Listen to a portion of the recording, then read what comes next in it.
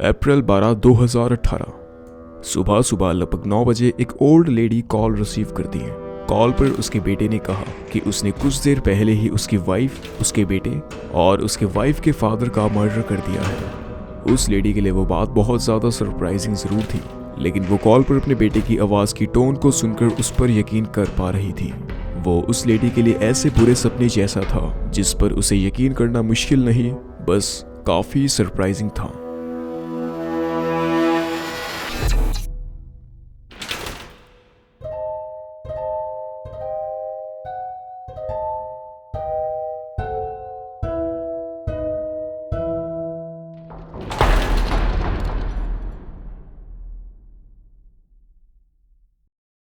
Steven बचपन से ही New York में रहता था और उसका पूरा बचपन वहीं गुजरा है। स्टीवन ने न्यूयॉर्क लॉन्ग आइलैंड के लेविटाउन में अपनी स्कूलिंग की है। स्टीवन बचपन से ही बहुत खामोश सा लड़का था। वो पूरे दिन स्कूल में भी चुपचाप और सहमा रहता। स्कूल में स्टीवन का कोई दोस्त नहीं था, या बेहतर तरीके से कहूँ तो उसे दोस्त बनाना, उनके साथ खेलना, उनसे घुलना मिलना पसंद ही नहीं था। उसके कैरेक्टर में फ्रेंडली शब्द का कोई मतलब नहीं था। नहीं, इसे इंट्रोवर्ट नहीं कहते। उसके क्लासमेट्स उसे काफ़ी बार बुली भी करते थे क्योंकि वो ज़्यादातर समय इस हॉकी जर्सी में रहता था। ज़्यादातर समय मतलब लगभग रोज़। उसके क्लासमेट्स के हिसाब से स्टीवन का स्कूल में बिहेवियर बहुत ही अनयूजुअल था। वो सभी बच्चों से अलग था। न कोई दोस्त, न कोई मस्ती, न किसी से बातचीत। बस पूरे दिन चुपचाप, सहमा और शांत रहना, यही उसका कैरेक्टर था। देखो, जैसे कभी अगर आप किसी नए या अनजान माहौल में जाते हो, जैसे आपका नए स्कूल में पहला दिन या फिर नए शहर में, तब आप जैसा महसूस करते होंगे कि पूरे दिन चुपचाप, किसी से बातचीत नहीं और बस काम से मतलब। तो ये जो एक्सपीरियंस आपके नए माहौल में पहले दिन था, वो स्टीवन हर रोज एक्सपीरियंस करता था। शायद अब आप सही तरीके से समझ पा रहे होंगे स्टीवन का बिहेवियर एक्चुअल में ऐसा क्यों था। ये अनयूजुअल, एबनॉर्मल और अजीब बर्ताव, क्या आपको पता है कि ज़्यादातर क्रिमिनल्स में कॉमन देखा गया है। मेरे कहने का मतलब कि काफ़ी क्रिमिनल्स के बचपन में, उनकी स्कूल लाइफ में उनका ऐसा बिहेवियर नोटिस किया गया है। तो इस हिसाब से तो आप किसी बच्चे के ऐसे बिहेवियर को सिम्टम या लक्षण मान सकते हो कि वो शायद बड़ा होकर कोई क्राइम कमिट करे।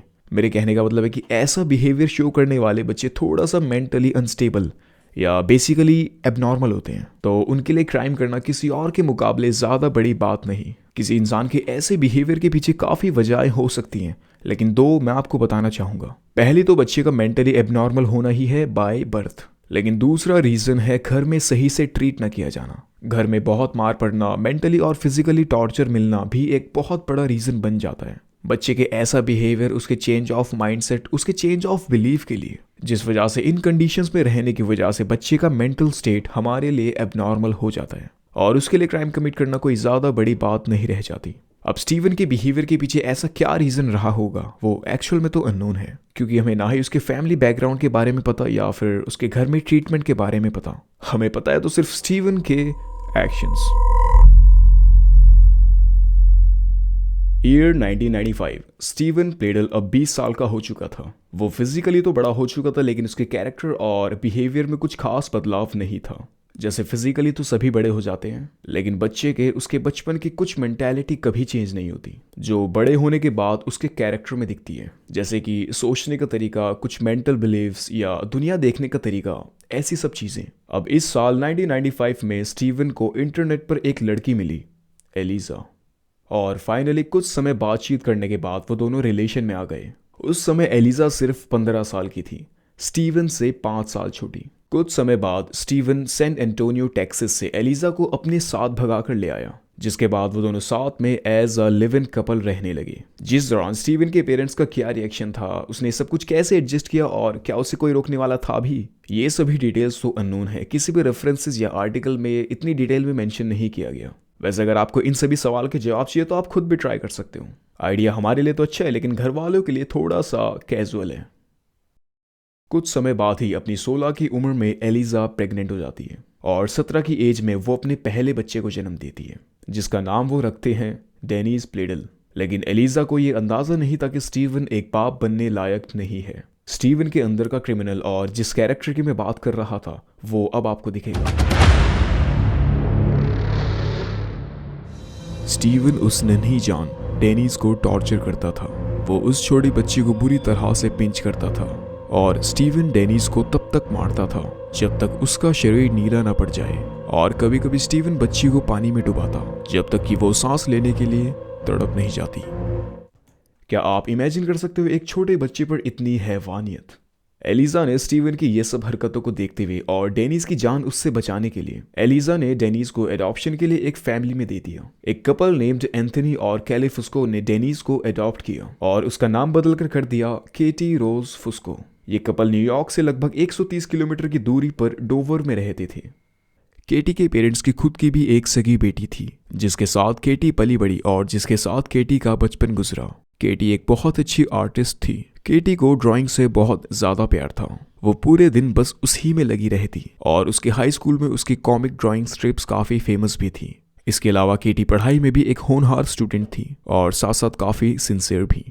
साल 2016 में केटी के 18+ हो जाने के बाद उसे फैमिली से पता चला कि वो एक्चुअल में उनकी सगी बेटी नहीं है। ये जानकर केटी का दिल टूट गया और वो फैमिली के बीच थोड़ा सा अनकंफर्टेबल महसूस करने लगी। अब केटी के इस एक्सपीरियंस को समझ पाना तो मेरे लिए भी थोड़ा मुश्किल है क्योंकि मैं भी आप ही की तरह अडॉप्टेड नहीं हूँ, लेकिन हम फिर भी एक बार इमेजिन करके देख सकते हैं कि अगर हमारे साथ ऐसा कुछ हुआ होता तो हम क्या फील करते। वैसे मैं अगर अपना एक्सपीरियंस बताऊं तो मैं केटी की कंडीशन को फील कर पा रहा हूं क्योंकि आप बचपन से जिन्हें अपने मम्मी पापा मानते आ रहे हो और बड़े होने के बाद आपको एकदम से पता चलता है कि वो एक्चुअल में आपके रियल मम्मी पापा नहीं है, तब केटी की तरह आपका दिल टूटना और अब से उन पेरेंट्स के बीच में अनकंफर्टेबल हो जाना जायज हो जाता है। पर मेरे हिसाब से तो आपको गोद लेने वाले माता पिता आपके जन्म देने वाले माता पिता से ज़्यादा सम्माननीय होते हैं क्योंकि ये जानते हुए भी कि आप उनके सगे या बायोलॉजिकल बच्चे नहीं हो, आपका अपने सगे बच्चे जैसा पालन पोषण करना एक महानता है। इसलिए तो श्री कृष्ण यशोदा माता को अपनी पहली माँ मानते हैं। केटी को अपने अडॉप्शन के बारे में पता चलते ही उसका दिल टूट गया और वो अपने सगे पेरेंट्स को ढूंढने लग गई, जिसके बाद अपने पेरेंट्स के बारे में पता चलते ही केटी ने उन्हें इंटरनेट पर कॉन्टैक्ट किया। प्लेडल्स भी उनकी तरफ से काफ़ी खुश थे और वो भी जल्द से जल्द उससे मिलना चाहते थे। अगस्त 2016 में केटी को हायर स्टडीज़ के लिए कॉलेज ज्वाइन करना था, लेकिन वो कॉलेज के बजाय प्लेडल्स के साथ हेनरिको काउंटी वर्जीनिया में रहने आ गई। फुस्को फैमिली के मन में कहीं ना कहीं डर था कि कहीं केटी का उस फैमिली में रहना फिर से कोई दिक्कत की बात ना बन जाए, लेकिन प्लेडल फैमिली इतने सालों बाद इकट्ठी हो रही थी, इसलिए उन्होंने उन सब की खुशी को देखते हुए केटी को सपोर्ट किया। केटी प्लेडल्स के साथ रहने तो आ गई, लेकिन वो अपने फादर के उस बिहेवियर से पूरी तरह से अनजान थी और उसे स्टीवन और एलिजा के बीच के रिलेशन के बारे में भी कुछ अंदाजा नहीं था।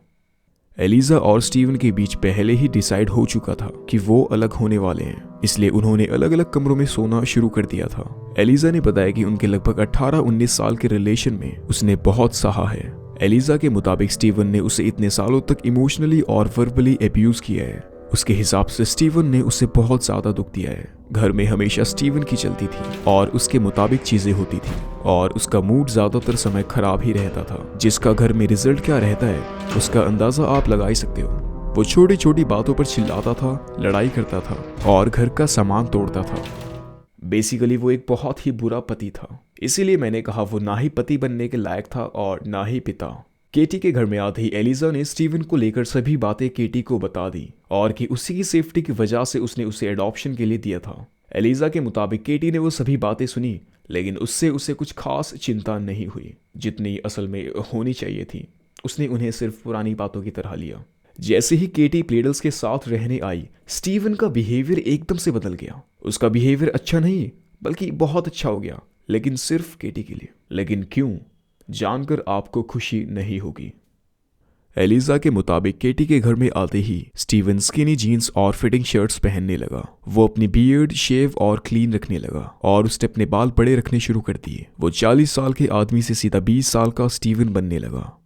केटी के घर में रहने आने के 6 हफ्ते बाद स्टीवन एक रात केटी के रूम में सोया, जो बात एलिजा को पता चलते ही अगले ही दिन स्टीवन को केटी के रूम में फिर से सोते देख एलिजा और स्टीवन में बहुत बहस हुई, जिसके बाद स्टीवन एलिजा को अपने काम से मतलब रखने की सलाह देते हुए केटी को साथ लेकर घर छोड़कर चला गया। जिसके बाद सेम ईयर 2016 के नवंबर में एलिजा भी फाइनली अपना डिवोर्स डिक्लेयर करके अपने दोनों बच्चों को लेकर वहां से चली गई। अगले साल मई 2017 में एलिजा को उसके 11 साल की बेटी की जर्नल डायरी से पता चला कि स्टीवन और केटी एक्चुअल में रिलेशन में है और केटी प्रेग्नेंट भी है। एलिजा की बेटी ने डायरी में ये भी लिखा कि स्टीवन ने उसे और उसकी बहन एलिजा की दोनों बेटियों को केटी को उनकी बहन के बजाय स्टेप मदर कहने को कहा। ये सब बातें जानते ही एलिजा एकदम आग बबूला हो गई। उसने पूरे गुस्से में स्टीवन को फोन लगाया और उससे पूछा, क्या केटी सच में तुम्हारे बच्चे के लिए प्रेग्नेंट है? तब स्टीवन ने कहा, मुझे लगा तुम्हें शायद पता होगा, हम दोनों एक दूसरे से प्यार करते हैं। We are in love. ये सुनते ही एलिजा का गुस्सा फूट पड़ा। उसने स्टीवन पर जोर जोर से चिल्लाना और उसे गाली देना शुरू कर दिया और उसके बाद उसने पुलिस को इन्फॉर्म कर दिया। इस घटना के 2 महीने बाद 20 जुलाई 2017 को स्टीवन का एलिजा से डिवोर्स फाइनलाइज होते ही स्टीवन और केटी ने पार्कटाउन मैरीलैंड में शादी कर ली। उन्होंने शादी की फाइल रिकॉर्ड्स के लिए ये झूठ बोला कि वो दोनों बायोलॉजिकली रिलेटेड नहीं हैं। उनकी शादी के दौरान वहां केटी के एडॉप्टिव पेरेंट्स की अजीब मौजूदगी देखी गई। ये बात एक्चुअल में मुझे भी डाइजेस्ट नहीं हुई कि ये जानते हुए भी कि स्टीवन केटी का फादर है तो उन दोनों की शादी कैसे हो सकती है। उन्होंने केटी को सपोर्ट क्यों किया? उनका कहना था कि अब क्योंकि वो उन दोनों के डिसीजन को लेकर कुछ कर तो नहीं सकते, इसलिए उन्हें उनका सपोर्ट करना ही ठीक लगा। पर मेरे हिसाब से तो अगर वो उन दोनों के डिसीजन को लेकर कुछ कर नहीं सकते थे तो उन्हें कुछ नहीं करना चाहिए था। उनकी शादी के 2 महीने बाद 1 सितंबर को फाइनली केटी उनके बच्चे को जन्म देती है और वो दोनों नॉर्थ कैरोलिना के नाइटडेल में शिफ्ट हो जाते हैं। लेकिन अगले साल जनवरी 2018 में उन पर इंसेंट चार्जेस की वजह से उन्हें अरेस्ट कर लिया गया। बायोलॉजिकली रिलेटेड लोगों के बीच सेक्सुअल इंटरकोर्स न्यूयॉर्क में एक क्राइम है, जिस क्राइम को कहा जाता है इंसेंट।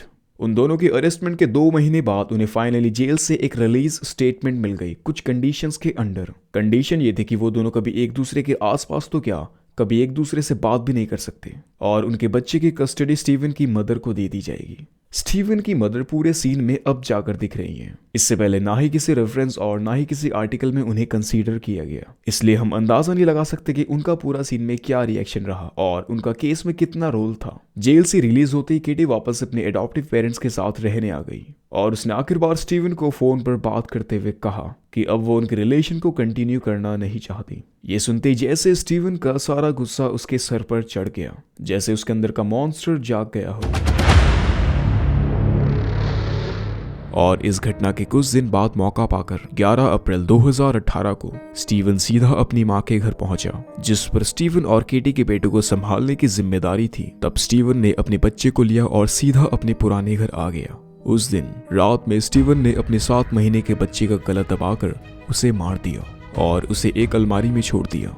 अगले ही दिन उसे पहले से पता था कि केटी और उसके एडॉप्टिव फादर न्यूयॉर्क डोवर से वाटरबरी के लिए जाने वाले हैं, इसलिए स्टीवन लगभग 1000 किलोमीटर ट्रैवल करते हुए उनसे पहले उनके रास्ते के बीच में पहुंच गया। स्टीवन ने उनकी गाड़ी देखते ही उनका थोड़ा पीछा किया और आखिरकार एक स्टॉप पर केटी की कार रुकते ही स्टीवन ने एक एरो असॉल्ट टाइप राइफल की मदद से दोनों को न्यू मिलफोर्ड हाईवे के बीचों बीच डेड शॉट कर दिया।